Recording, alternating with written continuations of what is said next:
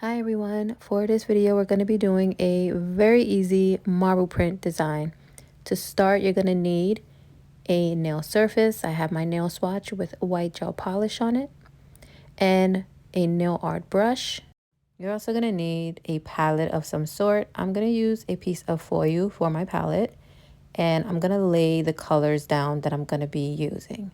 So I have this pink color, I'm going to be using a red, also a white, and a silver glitter color. How many colors you use for this design is going to be a personal preference. For me, I do like to use at least 3 colors, and then if I add another color, it's usually like an accent, like a glitter. So it's going to vary. It's going to be up to you. I say play around with color combinations and see what you like best. So now that we got our colors down, take your nail art brush and just make lines going through them back and forth. Don't worry about this being super neat. I would just say try not to mix too much.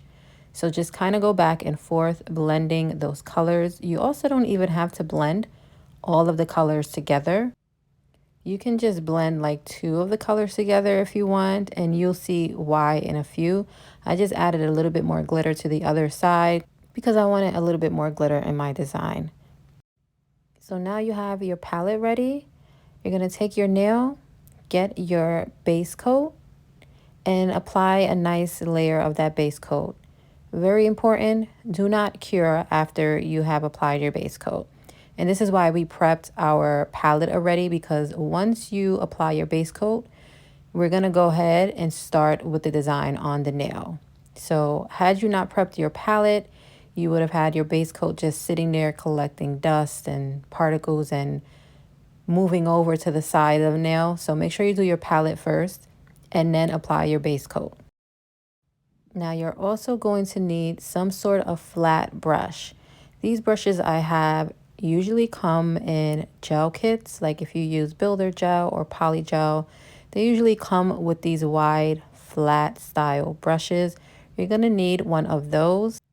I like to dip these brushes in acetone and make sure they're nice and clean, squeeze out the excess and make them flat. Now here comes the fun part. You're going to take your brush and scoop some of that gel polish that's on your palette right on up and then lay it down on your nail. Because you have a layer of base coat that is not cured, that polish you're picking up is going to lay down so easily. And if you notice, I scooped up some gel polish from 2 different areas of my palette. So one side of my gel polish has like more red tones in it. Then the other side has more of that glitter and pink. So I was just kind of trying to like mix it up a little bit. So you don't have to pick up your gel polish in any specific order. You can go right through the middle. If you want to pick up some from one side and then pick up a little gel polish from another side, you can do that. I am just going to pick up polish and place it on my nail as I see fit until I have my whole nail completely covered. You also want to make sure that you work fairly fast because gel polish does move. And remember, you have that layer of base coat as well. So try not to overthink it and just get that polish laid onto the nail. I like to just wipe off the bottom and the side of the nail. And that's it. I'm going to put this nail in the lamp.